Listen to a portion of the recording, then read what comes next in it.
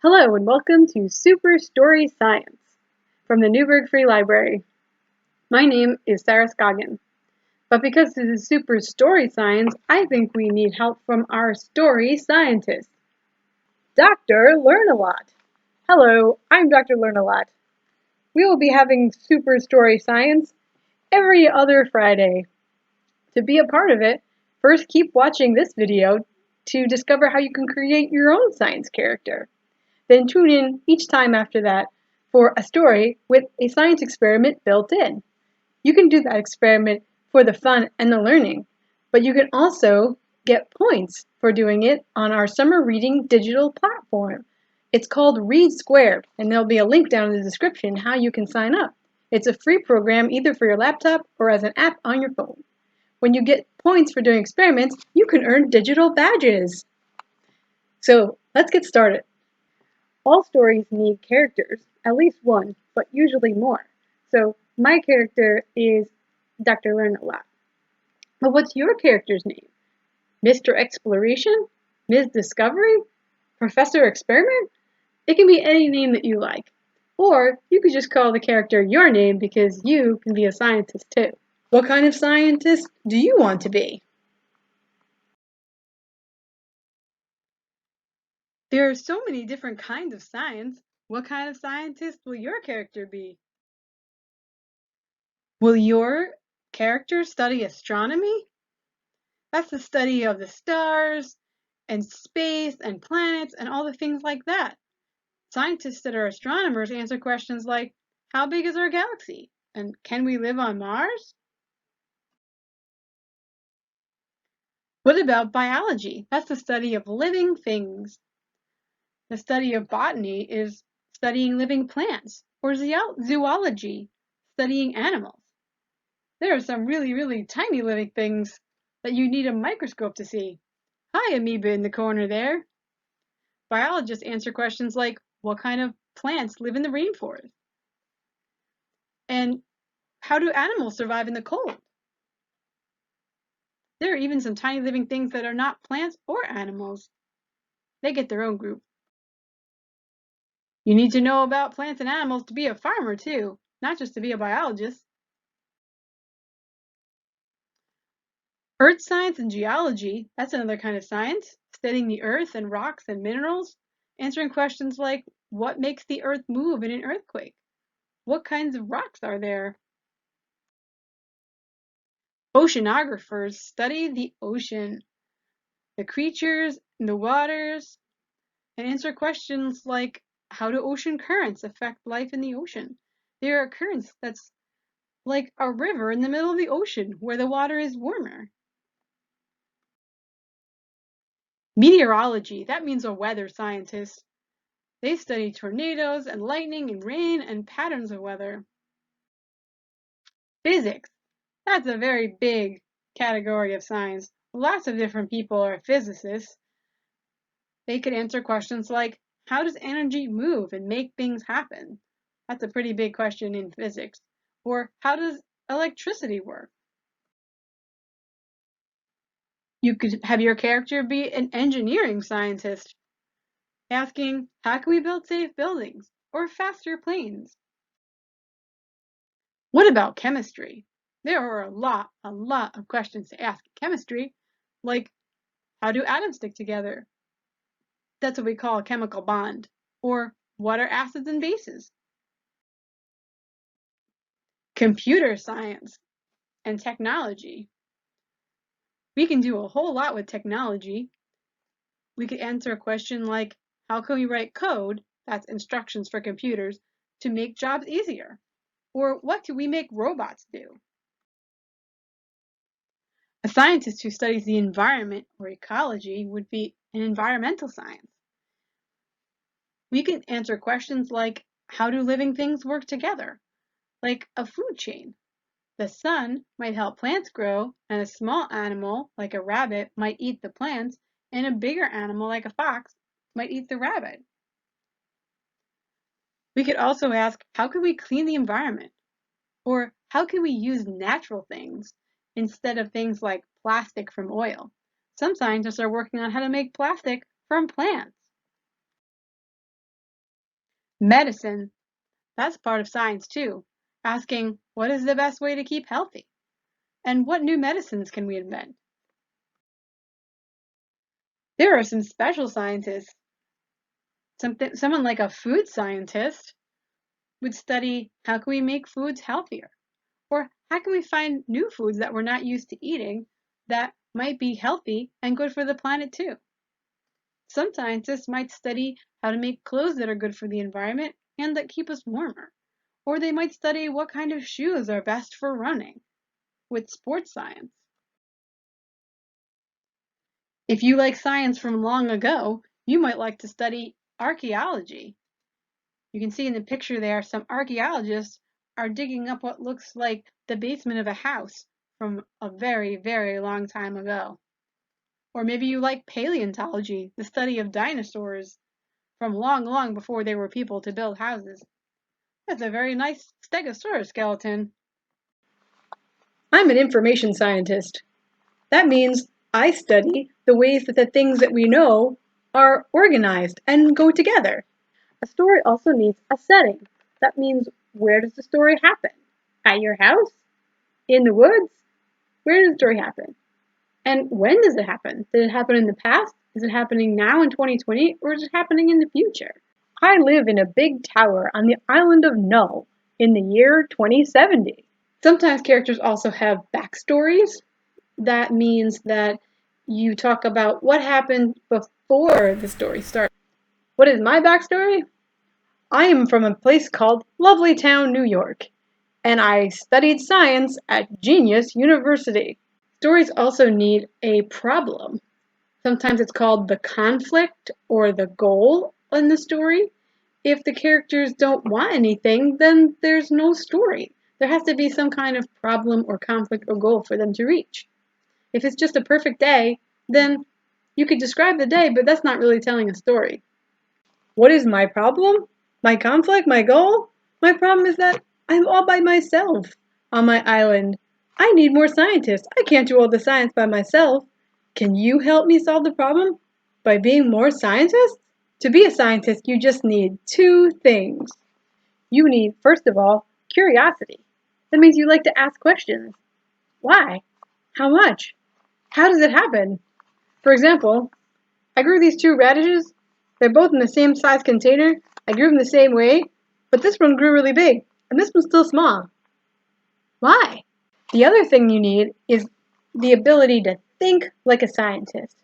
How do you think like a scientist? You use the scientific method.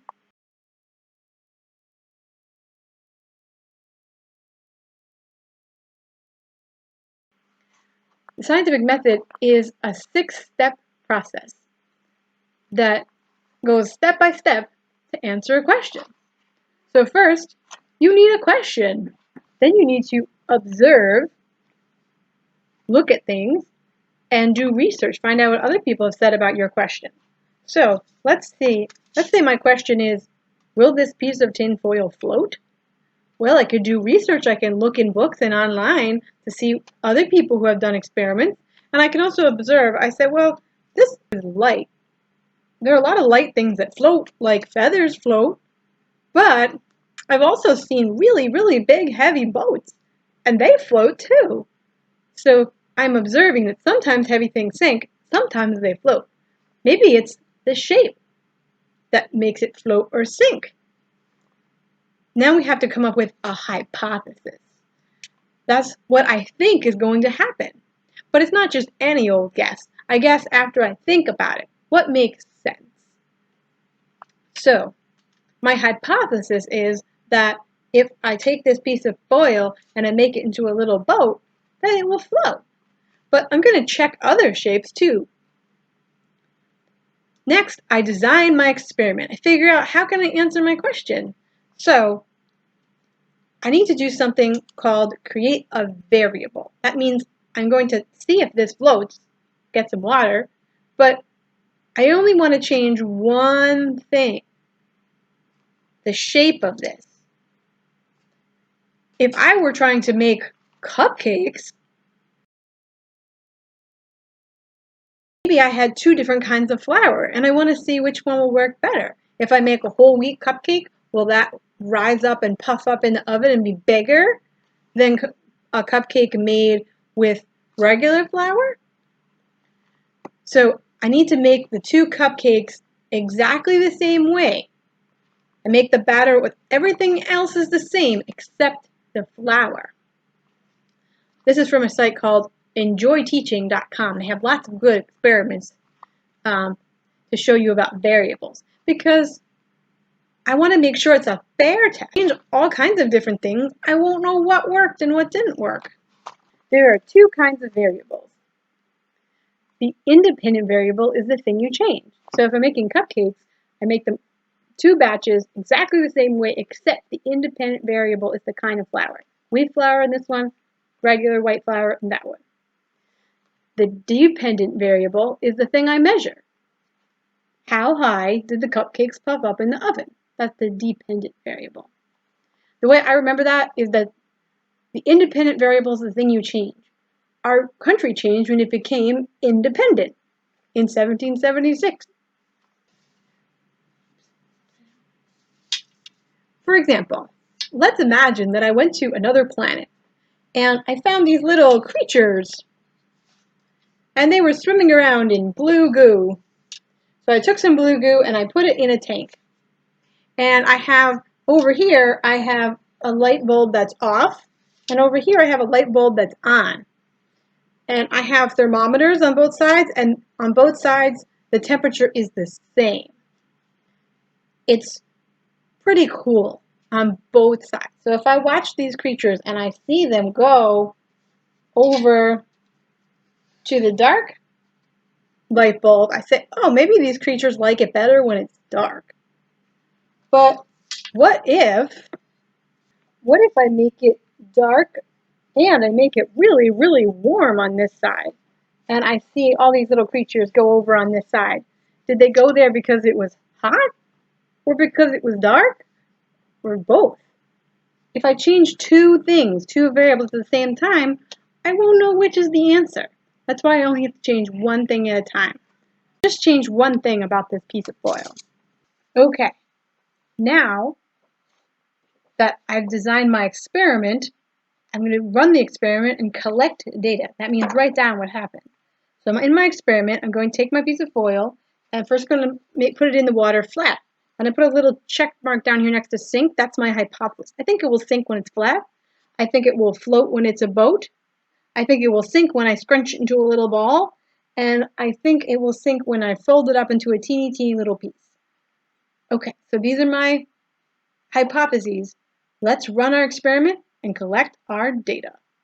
Okay, here's our experiment. I really don't know what's going to happen with this flat piece of tin foil.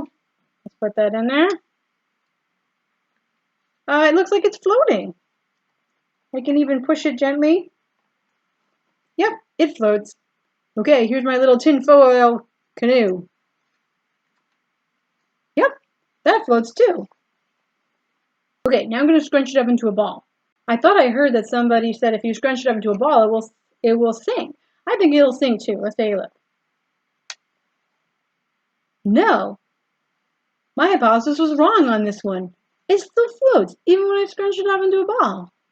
Okay, now I've got it all folded up into a teeny little shape there. That one sinks. It went all the way to the bottom. I was right on that one.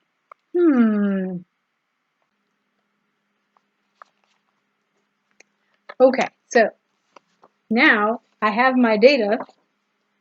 It floated, the tin foil, when it was flat, when it was a boat, and when it was a ball, but not when it was folded. It seems like only here and here my hypotheses were correct. The other times I was wrong. But that's one of the great things about science. Even when your data doesn't support your hypothesis, it seems like you got it wrong, you still learned. And that's really the goal, was to learn the answer to the question. And sometimes that gives you a new question. This ball of tinfoil floated when I scrunched it up. Would still float if it were a huge, huge, huge ball of tinfoil? The world's biggest scrunched up ball of tinfoil? I don't know. I would have to do a new experiment to test that out. The next step in the scientific method is to make a conclusion. So based on this, why did it float when it was flat and a boat and a ball? Well, things float for two reasons I found out when I was observing and researching. One reason they float is because they're less dense than water, like this feather. That means the stuff in the water, what we call the molecules, is more squished together than the stuff, the molecules, in the feather. So the squished together molecules in the water make it easy for it to hold the feather up. But tinfoil, the stuff and molecules in tinfoil, they're more scrunched together than water. So it seems like they should sink. But the other way something can float is if it can push enough of the water out of the way, if it can spread out, then the water can hold it up. So that's why it floated when it was a boat, and when it was flat, I thought it would sink when I scrunched it up, but I didn't scrunch it up very tightly. There was still some air in there, and it was still big enough and puffy enough. It could push enough water out of the way and spread out enough that the water could still hold it up. But when I fold it up teeny tiny, there's no air. Now it's really small. So now it's too scrunched together, and it's not spread out, so it sank. The last step of the scientific method is to share your results. Tell other people what you found. So I'm sharing my experiment here with you. There will be some links down in the description if you want to try more science experiments like Science Bob, Science Fun, and Bill Nye's Science Topics. And of course, I have to have a book recommendation. I love reading science books. Here's a book called Extreme Experiments from TrueFlix. TrueFlix is a database of ebooks, and many of them come with movies, so you can watch it and read it. If you have a Newburgh library card, you can go to the website and go under Youth Services to ebooks and type in your library card number, and you can read anything on TrueFlix. There's also Science Flix and more. There's a lot of books to read about science. At the time that I'm recording this, there's a really fun game for remembering variables and learning more about the scientific method. It's called Inky the Squid and the Scientific Method, and I'll put a link down in the description.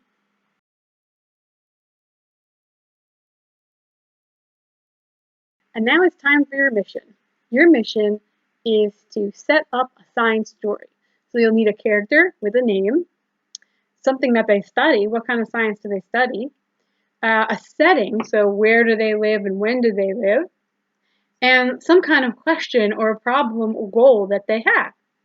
And you can enter that into Read Squared to get your science badge for this week. We hope to see you again next time. Thanks so much for watching.